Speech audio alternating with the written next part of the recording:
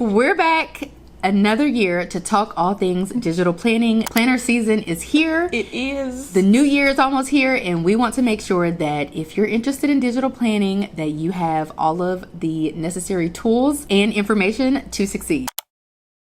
Digital planning is basically your traditional paper planner, but upgraded to the digital world. It's how you organize your life using your iPad or your tablet or laptop without giving up that feeling of actually writing things down. You're still highlighting, checking boxes, color coding, just with your Apple Pencil instead of a pen. What you need to get started with digital planning, first off, you need a digital planner itself. A digital planner is a hyperlinked PDF. If you are looking for a digital planner, the first place I would recommend starting is within the app itself. They have templates that you can use before you purchase a digital planner. If you're looking to purchase a digital planners are available on Etsy and at Ashley Digital Studio. There are digital planners available. Make sure you find a digital planner that meets your needs. Your digital planner, like Shay said, is basically just like your paper planner. So if you're a weekly or a daily planner, make sure your digital planner has those things that you need in order to plan your day, week, or month. So Ashley, what you're saying is if I were to download a note-taking app like, let's say, GoodNotes, it would behoove me to try to explore the templates that are found in the GoodNotes app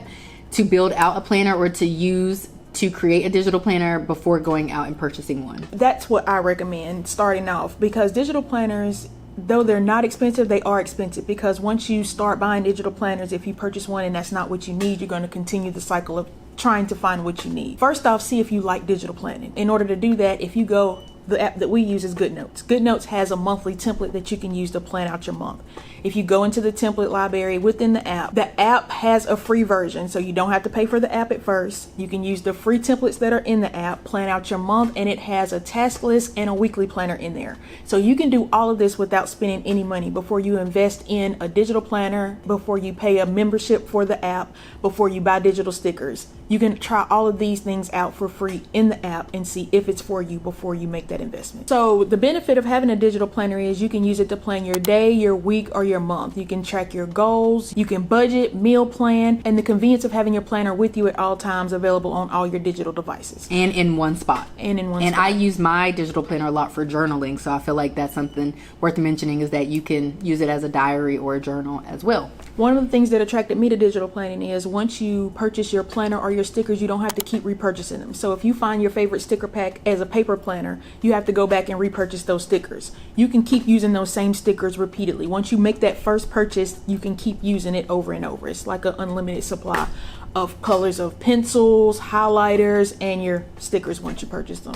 Which is what I do. I haven't purchased digital stickers in years. I've only ever purchased a few of them. A lot of them I get for free, but I just keep reusing the same holiday stickers, the same functional stickers or task stickers or whatever the case is. So that makes sense. I'd say one of the best parts about digital planning is that you can undo easily, you can erase, you can duplicate, you can resize, or you can even move anything around really quickly and really easily. I'm going to go a step further. Another thing about digital planning is you can customize it too. So if you do purchase a planner and the template's not quite what you want it to be, you can use those little features or tools in GoodNotes to reorganize your templates. You can cut from here and paste it here and copy from here, like using the snippet tool and circle around one section and move it to another section, or cover a section up. Like the screenshot feature, and really customize that paper, that digital paper, to specifically fit your needs. You don't have to be like, oh, I really wish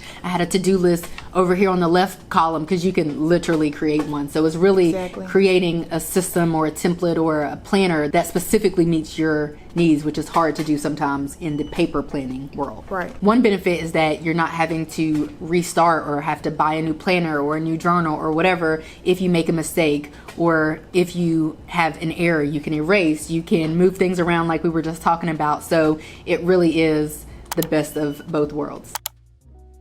Digital planning gives you the freedom of paper, but the power of tech. You can search your notes instantly, sync across all your devices, back everything up to your iCloud or Google Drive, add links, videos, or even screenshots. And digital planning can be combined with apps like Notion, Apple Notes, and Reminders. It's basically turning your planner into your own personal command center that travels with you everywhere.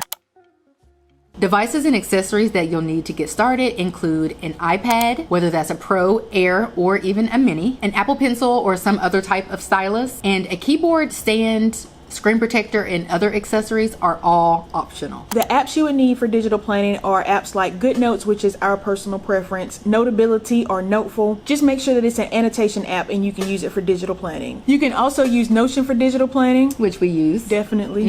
And you can use apps as simple as Apple Notes and Reminders, and I definitely utilize those too as part of my We use digital. all of those as part of our digital planning system. Of course, when it comes to just the digital planning portion, like when it comes to the digital planner that we use in GoodNotes, of course, that's one separate thing. But on our iPads, we do have the apps like Reminders and Notion and Notes and all of that, and that helps to keep us organized as well, which are also forms of digital planning. They help build out your productivity system. Yes, So I would agree.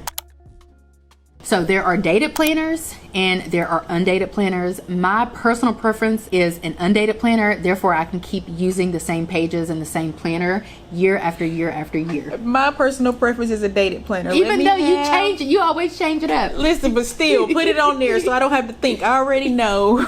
I started off as an undated planner girl, but once I use the dated planner and the dates and stuff are already there, just give me the dates. Yeah, that makes sense. And you create your own digital planner so you can have the ability to do that. I take the lazy route. I create my own digital planners too, but I just make them undated so I can keep using them over and over and over again. But don't worry, I have you covered either way. You can have undated planners too. Okay. You also need to know whether you're a daily planner, a weekly planner, or a monthly planner. It's okay not to plan out every day and every week. If you plan out your month and you just want to use a monthly planner, that's fine.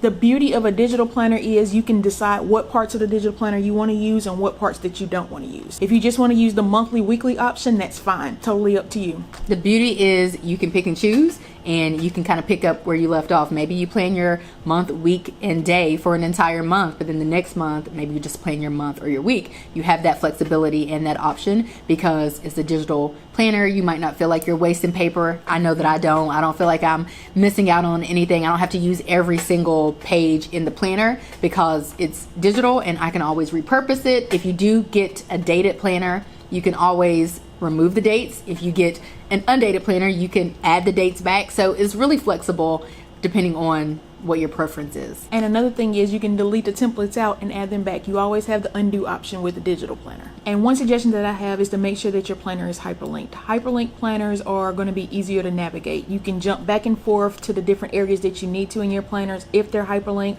If they're not hyperlinked, you're going to have to scroll like page by page. It's going to give you a real paper-like feeling. So that's the digital part of planning, if you have a hyperlinked planner versus an unhyperlinked planner. If your planner is 500 pages and it's not hyperlinked, it's going to take you forever to get from page 1 to page 500 or page 250 or whatever. So you definitely want to make sure it's hyperlinked. A lot of the planners that you purchase are going to come hyperlinked, but you can also hyperlink pages yourself within the GoodNotes app as an example.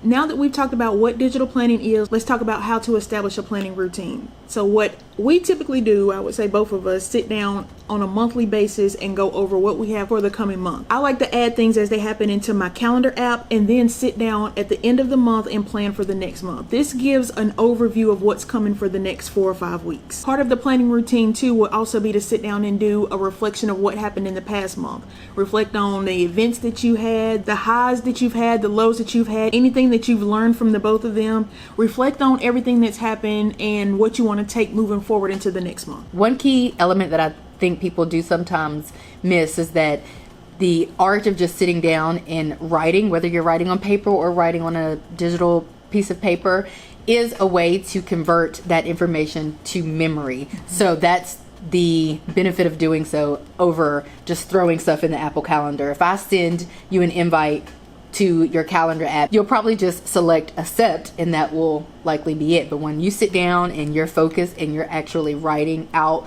your plans and writing in your digital planner, I feel like that helps to convert that information to memory. Also, it is a creative outlet, so you can use stickers and sticky notes and all these other fun things. And so when people are asking why consider digital planning, that is one of the key elements, especially if you're already using a paper planner. You're able to really completely replicate that same experience using a digital planner. And for me and Shay too, because I've watched your digital planning sessions, using the calendar app is helpful when you sit down to plan your month out in your digital calendar, because you don't have to try to remember what you already have committed yourself to. You can go back and look and see what you have going on for the month, and then go back on your calendar and add in any activities that you don't put on your calendar, like your weekly routine activities that you do, any upcoming activities that may not be on your calendar, you can add them into your digital planner. This is a time just to basically catch up on everything that's coming up. Specifically like tasks, writing down all of your tasks. We're normally not writing in our tasks on our Apple Calendar or our Google Calendar, but that's a good time to do that. That's a good time to set any goals. That's a good time to, like Ashley said, just really hone in on the upcoming month's plans. Some people even do like a Sunday reset routine where they brain dump all of the tasks and to-dos that they have for the upcoming week. I like to do mine on Mondays. Okay. I, in theory, like to do mine on Sundays, but oftentimes I'm doing it Mondays at work. But you can write down any goals that you have for the upcoming week and just see what your commitments are so that you're staying on track, you're making it to places that you're supposed to be going to, you're honoring your commitments, you're on time to places, really just getting organized for that week ahead. Like I said, some people do Sundays, some people do Mondays. It really just depends on what your preference is. You might want to do Friday or Saturday, but as Ashley said, she prefers Monday. I actually prefer Sunday, but sometimes don't get around to it until Monday morning. And life is lifing. And if you just can't sit down on a Sunday or a Monday, don't let that discourage you. Pick up Tuesday, Wednesday. Whenever you get back into your planning routine, it's okay to start at that point. You don't have to wait until the next month or the next year. You can pick up where you are currently. Just like how you don't have to wait until the new year to start your weight loss journey or your financial journey. Some people will create a daily planning routine. They might write down their top 3 tasks. They might brainstorm other tasks that they would love to get to if time allows or if their schedule allows. A lot of people like to time block their day. So maybe they're going to work out from 6 a.m. to 7 a.m., work 7 a.m. to 3 p.m., clean from 6 p.m. to 7 p.m., cook dinner at whatever time. So a lot of people do like to time block their days just to keep track of everything. But I feel like daily planning can be as simple or as complex as you need it. So if you don't want to time block, or if that's too much for you to time block, a simple task list will get you through your day too. That's also considered planning out your day. Some people like to take it up a notch and they'll do an end of the week review where they're reflecting on their accomplishments and wins and things that they can do better, similarly to the monthly process.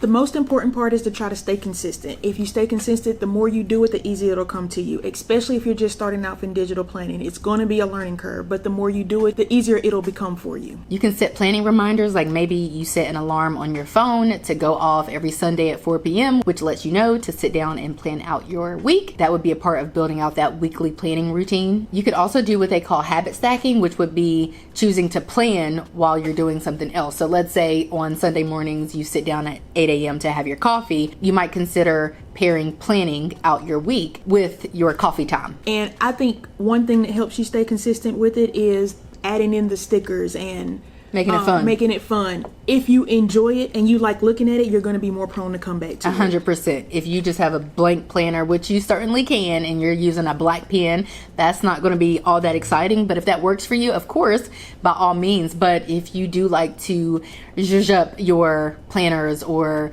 your notebooks or whatever, it might be a good idea to use some colorful highlighters or some stickers or sticky notes or things like that. It's that razzle dazzle we were talking about. Yeah. And before we close this out, I just want to stress, don't compare yourself to people who have been doing this for a long time. You're not going to start off digital planning as good as you see when you watch Shay's Plan With Me or my Plan With Me, or you see other digital planners content. Don't compare yourself. Comparison is the thief of joy, basically. It's also worth considering that when you're sitting down to plan, the whole point of that is to get your life organized. Right. So trying to exactly replicate what I'm doing or maybe hold yourself back, or would you say compare yourself to what it is that I'm doing or what somebody else is doing, is not going to be helpful, because the whole point of it is to get yourself organized. Right, and give yourself grace. Like I said, it's a learning curve, and definitely we've all been there. We're still learning. They change stuff in the app. We have to adapt to the new tools and processes that they give all the time. So everybody's learning, and just give yourself some grace. And remember, the best planner is the one that you use. And remember, the best planner, which is the best planner? The planner that you're using. So with that, we are going to end this video. Don't forget to head over to Ashley's channel. We have collaborated on a number of videos. I will have all of her socials and information linked down below in the description box. I hope that you guys enjoyed this video. If you did, give it a like, subscribe if you're new, and if you're liking what you're seeing, and I will catch you guys right back here in a few days in a brand new video. Bye guys.